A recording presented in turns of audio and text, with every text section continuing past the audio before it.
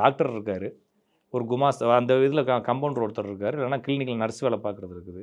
Doctor இன்றைக்கி சந்திராஷ்டமம்னா அவருக்கு ரூ. 20 நர்ஸுக்கு 2000 வரப்போகுது இல்லைங்களா? இல்ல. அவருக்கு என்ன சந்திராஷ்டமம் இருந்தாலும் அவருக்கு வர வேண்டிய ஒரு நாளைக்கு 40,000 50,000 வரத்தான் போகுது. இந்த அம்மாவுக்கு என்ன தான் சந்திராஷ்டமம் இல்லாட்டினாலும் அந்த அம்மாவுக்கு 800 தான் ஒரு நாளைக்கு சம்பளம் இல்லைங்களா? அதனால் வந்து சந்திராஷ்டமம் என்பது ஒரு ஒரு இதுவுமே இல்லாத ஒரு லாஜிக் இல்லாத ஒரு முறை.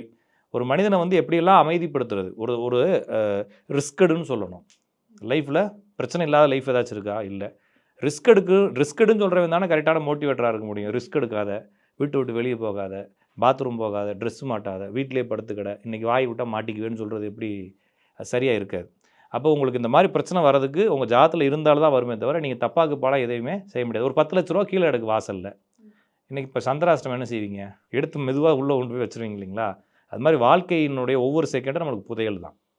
சந்திராஷ்டமம்ன்ற பேரில் எல்லா புதையலையும் நம்ம வீணடிக்க தேவையில்லை. உங்களுக்கு வாய்ப்பு கிடைச்சா சந்திராஷ்டமம் பார்க்காதீங்க, எதையும் பார்க்காதீங்க. சந்திராஷ்டமாச்சும் மாதத்தில் ஒரு நாள் செய்கிறாங்க. இந்த வாட்சை பார்த்து பலன் சொல்கிறவங்களாம் நிறைய பேர் இருக்காங்க. ஓகே.